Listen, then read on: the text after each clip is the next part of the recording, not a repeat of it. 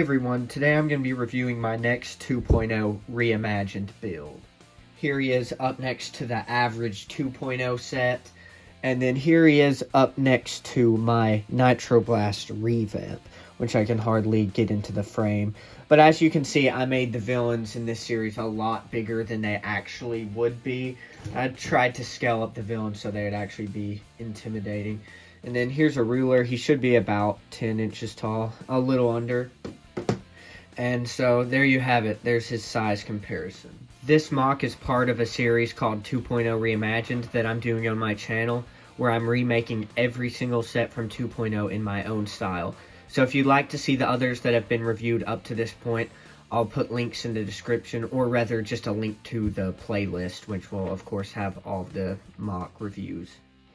The legs are pretty simple, but I really like the lower leg design. I used a bionicle shoe piece for the frame of the leg, and I think it looks really cool. And also that allows the ball joint to be used to attach an armor plate like I've done right here. Personally, I think his shin design and knee design is probably the best of any of the heroes. It's closed up nicely, and they're not heavy or anything, and they're very movable. That's the main thing I was going for with these heroes, is that they would be very flexible. And of course they have just as much posability as the typical Hero Factory set. There's not too much to point out. Of course I used Nex's armor plate from 2.0. And then this kind of like strap printed armor plate piece, that came from Poe from the Star Wars buildable figures line, which it's a pretty good print. And I just thought I might as well use it since it has some detailing already on it. One thing I will point out is I probably should have put more white on this MOC, just because white is kind of his secondary color. But I actually forgot, because I didn't find this armor plate until much after the MOC was already built. So that's kind of just an unfortunate thing. I could add more white to him, but at this point I think it's fine the way it is. I really like the upper body design. One thing I wanted to point out is the use of this jumper from 6.0. And I just saw that in my bin in orange, and I knew I had to use it somewhere on this MOC. It's held in there by a Lego hammer piece. Those are very useful in MOC building. And I also like the use of those bionicle armor plates in orange there to slope down the sides. I think that looks pretty good. There's another one of those printed Star Wars armor plates. And my favorite design of the whole build is the use of Nex 3.0's head on the back. The fangs perfectly go around the torso. It's held in by a rubber band, but it's really sturdy, so you'd actually have to take the MOC apart to get it to come off. You probably couldn't just pull it off, I don't think. You can see a little bit of the rubber band right there, or it might be too dark, but...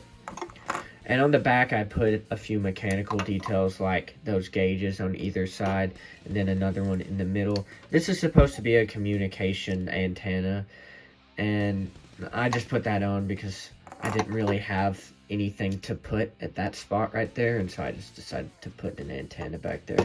The weapon is of course the draw of the MOC. I think this is a really good reimagining of his original weapon. I used a bionicle jet piece in orange right there for the main barrel, which I think looks pretty cool.